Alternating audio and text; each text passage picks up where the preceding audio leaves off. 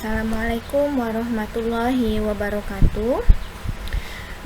Baiklah, pada pertemuan kali ini kita akan membahas tentang pemeriksaan serologi salmonella, di mana materi ini masih sama dengan materi sebelumnya, yaitu kompetensi dasarnya masih sama, masih tentang uji serologi salmonella.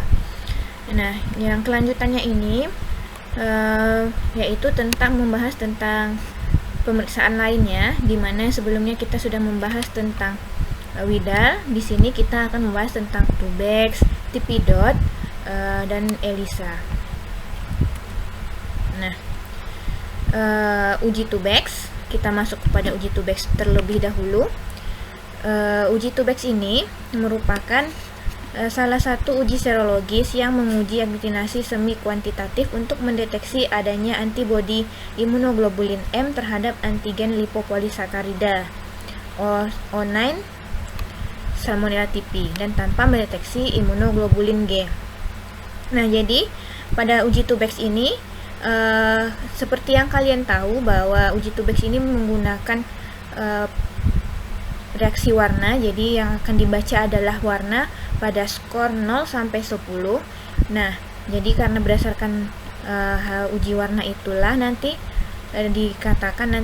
dikatakan bahwa ujinya semi kuantitatif, tidak secara kuantitatif, karena kadarnya tidak diketahui secara pasti ya, hanya skornya saja. Nah, jadi uji Tubex ini pengujiannya mendeteksi imunoglobulin G, imunoglobulin M, tetapi dia tidak mendeteksi imunoglobulin G. Nah, imunoglobulin M ini dideteksinya berdasarkan yang terbentuk oleh antigen O. Nah, sebelumnya kita sudah membahas berdasarkan antigen-antigen yang dimiliki oleh si Salmonella typhi ini atau Salmonella paratyphi itu kan ada 4. Nah, salah satunya adalah antigen O. Nah, antigen O ini nama lainnya adalah antigen O9. Jadi struktur kimianya terdiri dari lipopolisakarida atau disingkat atau nama lainnya LPS. Nah, jadi uji Tubex ini mendeteksi imunoglobulin M atau antibodi M terhadap antigen O ini, antigen O9. Nah, lalu tes Tubex memiliki sensitivitas dan spesifisitas yang lebih baik daripada uji Widal. Nah, seperti yang sudah dijelaskan sebelumnya bahwa uji Tubex ini tingkat spesifisitas dan sensitivitasnya lebih tinggi daripada uji Widal. Salah satu contohnya sudah Ibu contohkan ke kalian bahwa sensitivitas dan spesifisitas uji Tubex ini lebih tinggi.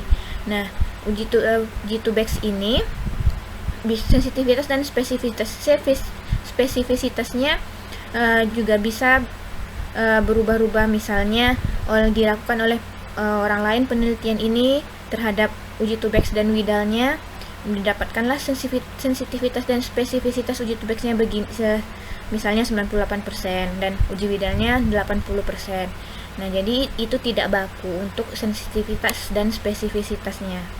Nah, jadi kalau misalnya kalian ingin melakukan pemeriksaan atau penelitian tentang sensitivitas dan spesifisitas uji Tubex dengan uji Widal, boleh. Jadi nanti kalian dapatkan hasilnya berapa tingkat sensitivitas dan spesifisitas uji Tubex dan Widal itu. Nanti boleh kalian kemukakan hasil penelitian kalian. Nah, jadi untuk sensitivitas uji Tubex ini didasarkan pada warnanya. Nah, ini dia sensitivitas uji Tubex mempergunakan partikel berwarna. Jadi tingkat sensitivitasnya didasarkan pada warnanya. Nah, sedangkan spesifisitasnya didasarkan pada penggunaan antigen O9-nya. Jadi kalau untuk spesifisitasnya berdasarkan antigen O9-nya, kalau sensitivitasnya berdasarkan partikel warnanya. Antigen ini spesifik dan khas pada Salmonella serotype D, yakni Salmonella typhi. Nah, seperti yang kita ketahui bahwa Salmonella ini terdiri dari berbagai serotype. Nah, pada uji Tubex ini spesifiknya terhadap serotype D atau di mana serotype D ini adalah Salmonella typhi. Tes ini dikategorikan pada pemeriksaan yang ideal dan dapat dipergunakan untuk pemeriksaan rutin karena prosesnya cepat, akurat, mudah, dan sederhana. Nah, jadi uji Tubex inilah kelebihannya, cepat, akurat, mudah, dan sederhana. Tetapi tentu kelemahannya yaitu dari segi cost-nya atau biayanya, di mana uji Tubex ini lebih mahal daripada uji Widal. Oleh sebab itu, uji Widal masih banyak digunakan di rumah sakit dan di laboratorium lainnya. Nah, respon terhadap antigen O9 terjadi secara cepat dikarenakan antigen O9 bersifat imunodominan yang dapat merangsang respon imun, sehingga deteksi antigen O9 dapat dilakukan mulai dari hari keempat hingga kelima infeksi pertama dan hari kedua hingga ketiga infeksi sekunder. Jadi untuk antigen O9 ini dia bersifat khusus atau dominan khusus untuk memunculkan imunoglobulin M untuk si Salmonella typhi. Nah, imunoglobulin M yang untuk Salmonella typhi inilah yang dideteksi oleh si Tubex ini. Makanya bersifat imunodominan.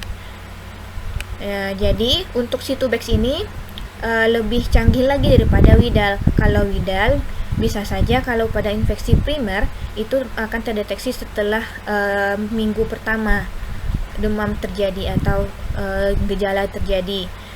Tetapi pada uji Tubex ini bisa dideteksi pada hari keempat hingga kelima. Jadi pada minggu pertama pada uji Tubex ini sudah bisa dideteksi antibodinya, imunoglobulin M-nya. Sedangkan pada uji Widal belum terdeteksi pada minggu pertama. Nah, pada infeksi sekunder atau infeksi kedua atau infeksi selanjutnya pada hari kedua dan ketiga hingga ketiga pada uji Tubex ini sudah bisa dideteksi oleh si pemeriksaan Tubex ini untuk antibodinya tadi.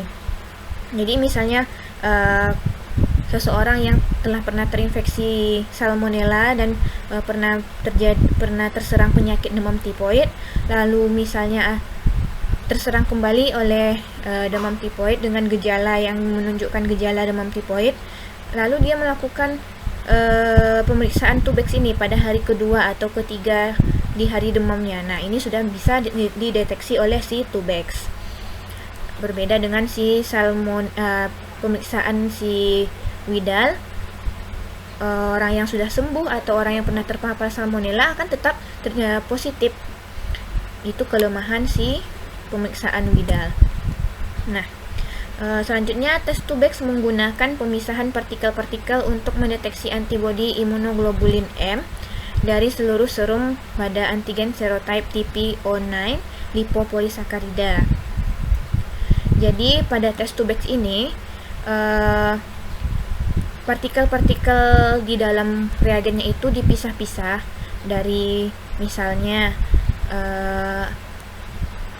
antibodi anti-O9-nya dipisah, lalu nanti dilekatkan pada antibodi anti-O9-nya itu seperti magnet, sebuah magnet nanti yang akan bereaksi atau menempel pada antibodi imunoglobulin M. Nah, jadi selain antibodi anti-O9, yang lainnya, partikel yang lainnya ditambahkan yaitu antigen O9 itu sendiri. Jadi tes Tubex menggunakan pemisahan partikel-partikel untuk mendeteksi antibodi imunoglobulin M dari seluruh serum pada antigen serotype O9 lipopolisakarida. Namun antibodi pasien menghambat pengikatan antara partikel indikator yang dilapisi dengan antibodi monoklonal anti-O9 dan lipopolisakarida yang dilapisi partikel magnetik. Nah, jadi di dalam tubuh manusia itu kan tidak hanya antibodi atau imunoglobulin M yang terdapat untuk si Salmonella typhi ini, tetapi ada juga antibodi lainnya. Nah, jadi antibodi lainnya itu bisa menghambat pengikatan antara partikel di dalam yang terdapat di dalam reagen itu dengan antibodi imunoglobulin M untuk si Salmonella ini. Jadi itulah maksudnya dari antibodi pasien dapat menghambat pengikatan antara partikel indikator yang dilapisi dengan antibodi monoklonal anti-O9 dan lipopolisakarida yang dilapisi partikel magnetik. Nah, ini dia isi dari reagen dari Tubex ini, yaitu antibodi monoklonal anti-O9 dan lipopolisakarida yang dilapisi partikel magnetik. Berarti diisi antibodi monoklonal anti-O9 dan antigen O9 itu sendiri atau lipopolisakarida. Tentunya sudah dilapisi partikel magnetik. Nah, jadi di antigen monoklonal anti-O9 dan lipopolisakarida tadi sudah dilapisi dengan magnet. Jadi sehingga nanti dia saling berikatan. Nah, ini dia metodenya seperti yang Ibu jelaskan sebelumnya. Nah, jadi di metode ini antibody code indicator particle ini adalah si antibody monoklonal anti-O9 ini. Nah, jadi dia akan bereaksi dengan si antigen O9 magnetic particle. Jadi antigen indicator particle ini adalah antibodi monoklonal anti-O9. Nah, akan bereaksi dengan si antigen O9 tadi. Nah, tentunya sudah dilapisi dengan partikel magnet. Nah, ini dia prinsipnya sudah dijelaskan, sudah disebutkan pada praktek sebelumnya. Lalu, apa makna dari prinsip ini? Nah, makna dari prinsip ini ada beberapa. Yang pertama itu, bila terjadi ikatan antara antigen O9 dengan imunoglobulin M serum pasien, maka ketika dilakukan penambahan blue latex antibody code indicator particle yang diselimuti antibodi anti-Salmonella typhi lipopolisakarida, tidak terjadi ikatan dengan anti-O9. Nah, jadi jika antigen O9 yang terdapat pada reagennya bereaksi dengan imunoglobulin M yang terdapat pada serum. Nah, ketika dilakukan penambahan reagen yang berwarna biru, yang dimana reagen biru itu sudah diselimuti oleh antibodi anti-salmonella atau antibodi monoklonal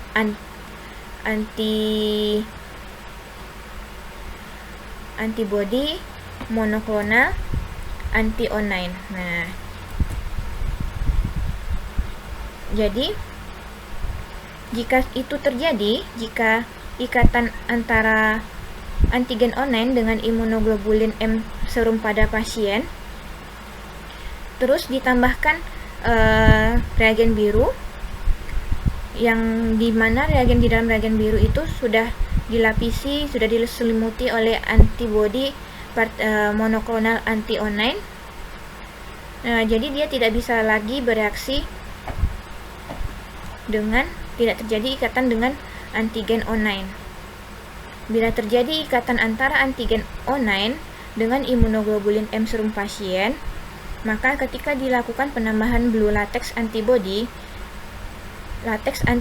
code indicator particle yang diselimuti antibodi anti-Salmonella typhi lipopolisakarida, tidak terjadi ikatan dengan antigen O9. Nah, jadi untuk si antibodi anti-O9 tadi, dia tidak akan bereaksi lagi dengan si antigen online ini, karena si antigen online ini sudah melekat dengan imunoglobulin M. Nah, lalu apa yang terjadi akibatnya ketika tabung diletakkan pada magnet stent? Partikel magnet yang sudah terikat dengan imunoglobulin M serum pasien akan mengendap ke bawah.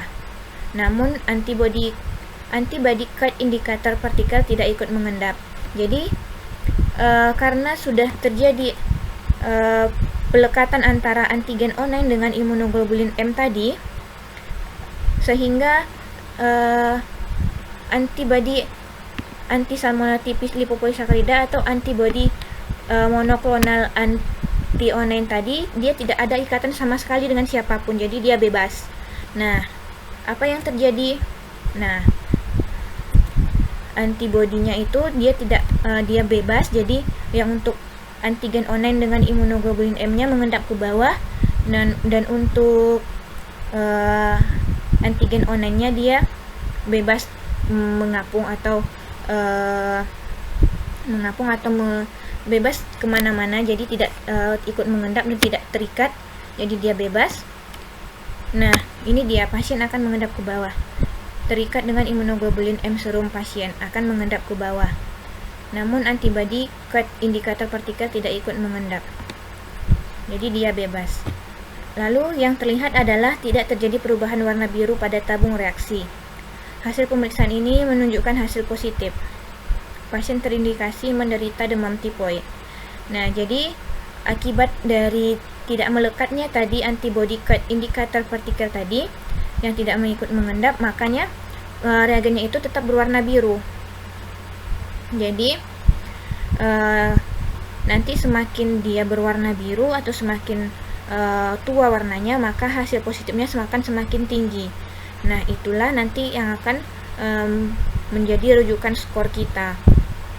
Nah, selanjutnya, namun bila serum pasien tidak mengandung imunoglobulin M salmonella typhi, maka akan terjadi ikatan antigen cut magnetic particle dengan antibody cut indikator partikel, sehingga ketika diletakkan pada magnet stent keduanya mengendap. Jadi di mana sebelumnya di sini antigen online dengan imunoglobulinnya di sini saling mengikat, di sini di imunoglobulinnya tidak terbentuk, atau pada serum pasien tidak ada imunoglobulin M untuk salmonella typhi, jadinya si antigen online dengan antibody monoklonal anti-online tadi dia mengikat. Nah, karena si antigen online-nya tidak menemukan si imunoglobulin M ini, karena tidak ada terdapat imunoglobulin M pada serum. Jadi dengan siapa antigen online-nya tadi mengikat? Ya tentu dengan antibody monoklonal anti-online tadi atau antibody cut indikator partikel. Nah, sehingga ketika diletakkan pada magnetic stent keduanya mengendap. Jadi saling mengikat antara antigen online dengan antibody cut indikator partikel atau disebut dengan antibody monoklonal anti-online. Jadi saling mengikat dan keduanya mengendap. Nah, apa yang terjadi? Yang terlihat adalah terjadi perubahan warna biru menjadi merah pada tabung reaksi. Hasil pemeriksaan ini menunjukkan hasil negatif. Pasien tidak terindikasi menderita demam tipoid. Makanya jadi berwarna merah jadinya hasil dari pemeriksaan Cytobex tadi, karena tidak mengandung imunoglobulin M untuk si salmonella tadi. Nah, ini contohnya. Ini. Jadi ini ketika tidak ada imunoglobulin M di dalam serum pasien, tidak ada imunoglobulin M untuk si salmonella typhi. Nah, ini ketika imunoglobulin M dan antigen online bereaksi, jadi dia akan berwarna biru. Ini berwarna merah. Nah, jadi untuk sampelnya bisa menggunakan serum, bisa menggunakan plasma. Jadi plasma yang terbentuk, plasma yang diambil adalah plasma dari heparin. bukan plasma EDTA ya, tapi plasma heparin. Nah, ini skor-skor yang dibaca pada standarnya ini. Jadi pada sebelumnya Ibu tidak mengatakan 3, 5, angka-angka ganjil tidak Ibu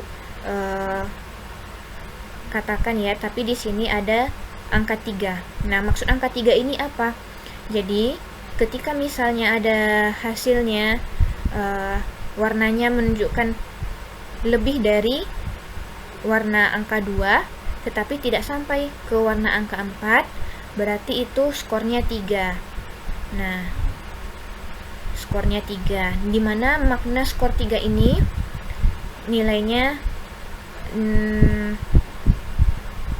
borderline atau di antara positif dan negatif. Nah, berarti untuk skor 3 ini pengukurannya diulang lagi atau pengujiannya diulang lagi jika didapatkan skor 3. Nah, kalau untuk 4 sampai 5, kalau 4 itu kan sudah mengindikasikan positif lemah. Nah, kalau untuk 5 berarti masih positif lemah. Jadi untuk 5 ini dimana warnanya itu lebih kuat dari warna yang skor 4 tetapi lebih lemah dari warna skor 6. Nah, itu dia skor 5. Nah, jadi untuk skor 4 sampai 5 ini sudah menunjukkan positif tapi positifnya lemah. Itu dia. Nah, jika skor 6 ke atas itu sudah positif kuat. Nah, ini dia contoh-contoh penelitian dari para peneliti. Jadi para peneliti ini sudah melakukan penelitian terhadap sensitivitas dan spesifisitas Tubex dan Widal. Di sini sudah terlihat jelas di mana nama penelitiannya, nama-nama penelitinya ada beberapa, ada 5. Terus tahun penelitiannya. Nah, ini tingkat sensitivitas dan spesifisitas dari Tubex dan Widal. Not available. Jadi sensitivitas Widal di sini not available. Jadi untuk gold standar pemeriksaan salmonella ini, salmonella dalam tubuh ini adalah biakan darah. Ini bukan pemeriksaan serologi ya, tapi ini lebih ke pemeriksaan mikrobiologi atau bakteriologi. Jadi ini gold standar untuk pemeriksaan si salmonella. Untuk pemeriksaan salmonella ini bisa juga menggunakan pemeriksaan PCR yang lagi terkenal sekarang. Jadi, tapi pemeriksaan PCR ini bukan merupakan pemeriksaan gold standar untuk si salmonella, di mana gold standarnya adalah biakan darah. Kalau untuk SARS-CoV-2 tentu gold standarnya adalah PCR tadi. Nah, ini boleh kalian baca-baca kinerja Tubex TF versus Widal. Nah, selanjutnya kita masuk ke uji TP DOT. Uji TP DOT atau metode DOT Enzyme Immunoassay ialah sebuah pemeriksaan serologi yang mendeteksi adanya antibodi spesifik immunoglobulin M maupun immunoglobulin G terhadap Salmonella typhi. Nah, jadi untuk si TP DOT ini pengujiannya mendeteksi antibodi immunoglobulin M dan immunoglobulin G. Berbeda dengan si Tubex tadi yang hanya mendeteksi immunoglobulin M saja. Kalau TP DOT immunoglobulin M dan immunoglobulin G. Nah, tes ini menggunakan membran nitroselulosa yang berisi 50.000 Dalton atau 50 kilodalton. Jadi di dalam reagen uji TP DOT ini berisi membran nitroselulosa. Beratnya yaitu 50.000 Dalton atau 50 kilodalton yang spesifik, merupakan membran nitroselulosa ini merupakan protein yang spesifik untuk si salmonella. Dan antigen kontrol, jadi isinya ada reagennya yang berisi membran nitroselulosa dan antigen kontrol. Jadi ada 2 ya. Nah, tahap awal infeksi bakteri Salmonella ditunjukkan dengan ditemukannya antibodi imunoglobulin M, sedangkan infeksi lebih lanjut ditandai dengan peningkatan imunoglobulin G. Nah, di mana yang kita ketahui bahwa biasanya infeksi primer atau infeksi awal itu ditandai dengan munculnya imunoglobulin M. Nah, imunoglobulin M ini juga menunjukkan jika infeksi masih akut. Jika infeksinya sudah kronis atau infeksinya sudah makin parah, maka yang ditimbulkan oleh tubuh, yang dihasilkan oleh tubuh adalah imunoglobulin G ini. Kepekaan atau sensitivitas tipidot lebih besar, yaitu kurang lebih sekitar 93%. Nah, jadi uji Tubex lebih baik daripada uji Widal. Nah, uji tipidot lebih baik daripada uji Tubex.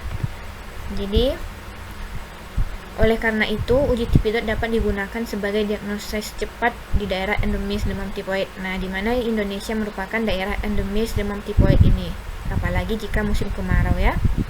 Tetapi tentu uji tipidot ini sangat jarang digunakan karena biayanya yang mahal. Dibandingkan dengan pemeriksaan Widal, uji tipidot memiliki tingkat sensitivitas dan spesifisitas yang lebih baik. Hal ini karena dalam uji tipidot tidak perlu adanya reaksi silang dengan salmonellosis non-tipoid.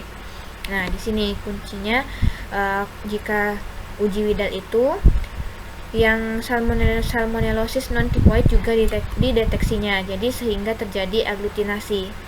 Kalau tipidot ini dengan salmonellosis non-tipoid, dia tidak akan bereaksi, makanya tingkat sensitivitasnya dan spesifisitasnya lebih baik dan lebih tinggi. Bahkan kemungkinan tipidot imunoglobulin M untuk terjadinya reaksi silang sangat kecil, karena berdasarkan mekanisme kerjanya, tipidot mendeteksi imunoglobulin M tidak pada OHV melainkan pada OMP. Nah, seperti yang sudah kita bahas sebelumnya, bahwa si Salmonella itu memiliki 4 antigen, yaitu O, H, V, dan outer membran protein atau OMP. Nah, jadi pada tipidot ini dia mendeteksi imunoglobulin M yang dihasilkan oleh antigen OMP ini.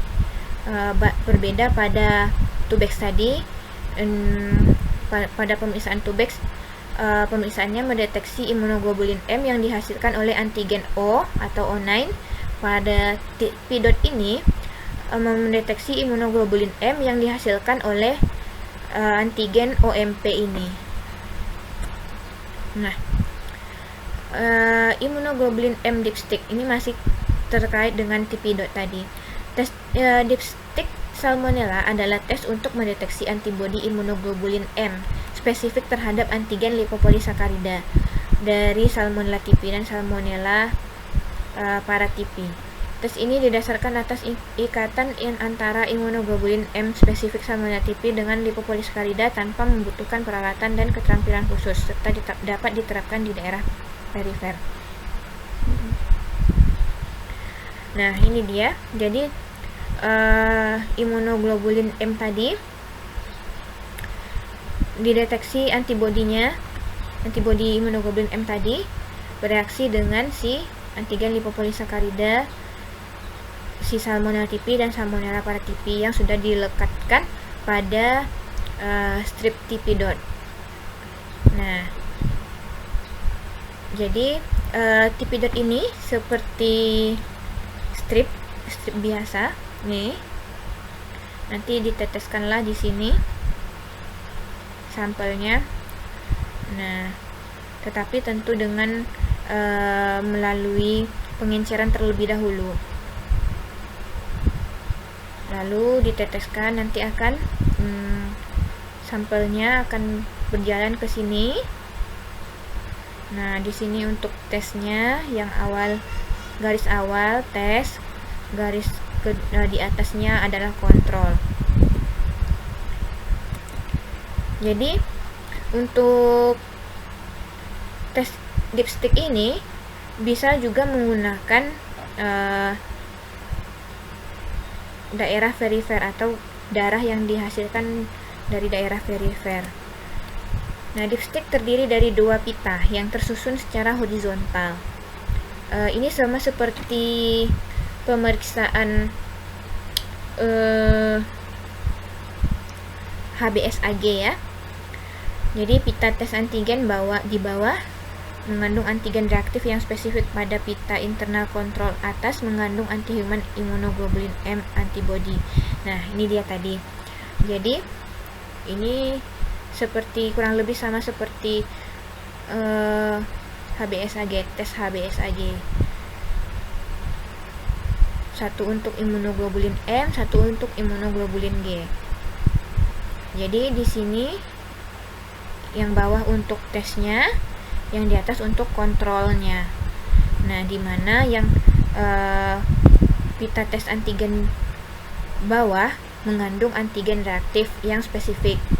Nah, jadi untuk yang di bawah sini sudah dilapisi dengan antigen yang reaktif.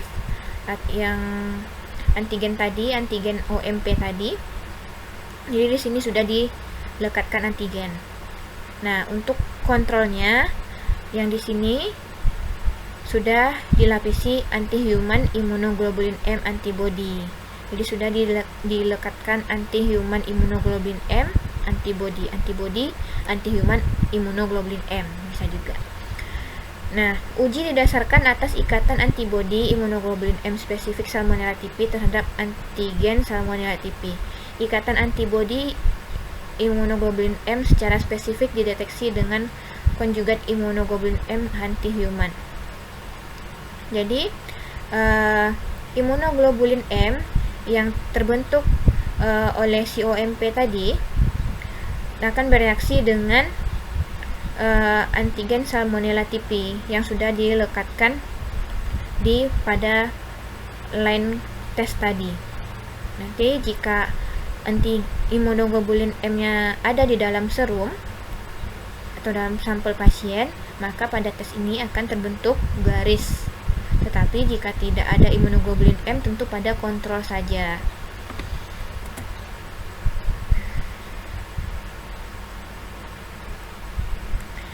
Nah, jadi uji dilakukan dengan membuat dilusi atau pengenceran ya 1:50 dari serum.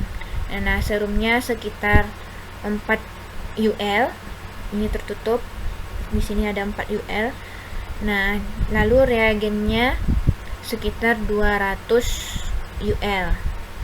Jadi perbandingan antara serum dengan reagennya itu 1:50. Jadi diencerkan terlebih dahulu, yaitu 1:50, di mana untuk serumnya 4 UL. Di sini ada tulisan 4 UL tapi tertutup. Lalu reagennya 200 UL. Lalu yang sudah dicampurkan tadi diinkubasi selama 3 jam pada temperatur ruangan.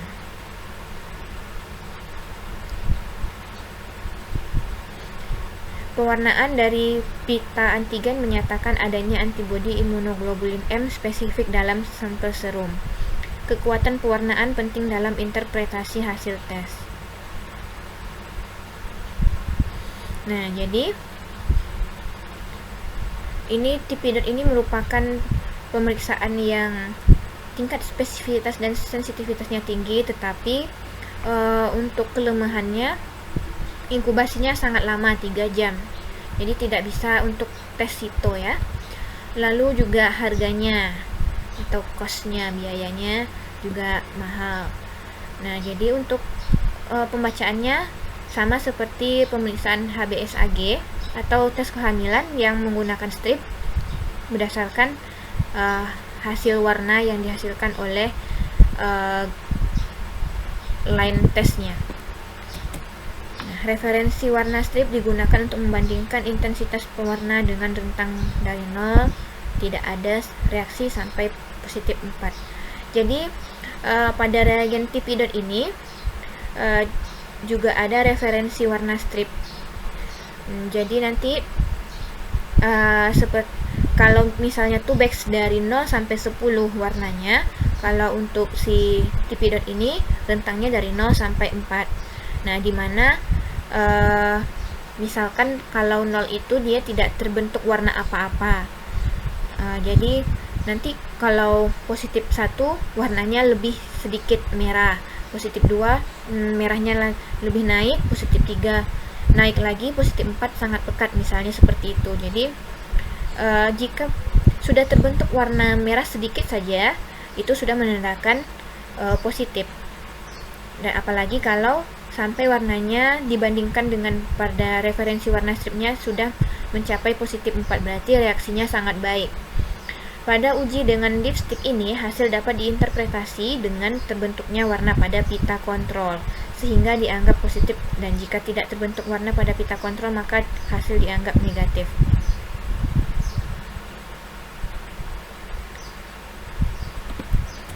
Nah, selanjutnya kita membahas tentang ELISA. Uji ELISA atau Enzyme Linked Immunosorbent Assay untuk si Salmonella typhi atau paratipi, immunoglobulin G, dan immunoglobulin M. Jadi untuk uji ELISA ini merupakan pemeriksaan imunologi yang lumayan baru, yang dianggap lebih sensitif dan lebih spesifik dibanding uji Widal untuk mendeteksi demam tipoid dan paratipoid.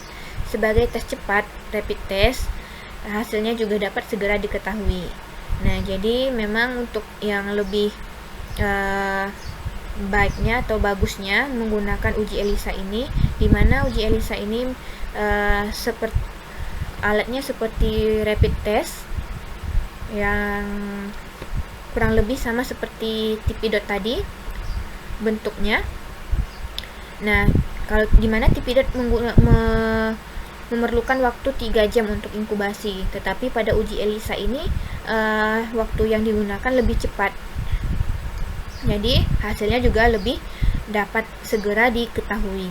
Diagnosis demam tipoid atau paratipoid dinyatakan bila immunoglobulin M positif menandakan infeksi akut. Jika immunoglobulin G positif menandakan pernah kontak, pernah terinfeksi atau reinfeksi di daerah endemik. Jadi jika immunoglobulin M-nya yang positif, berarti menandakan infeksinya masih awal atau masih akut.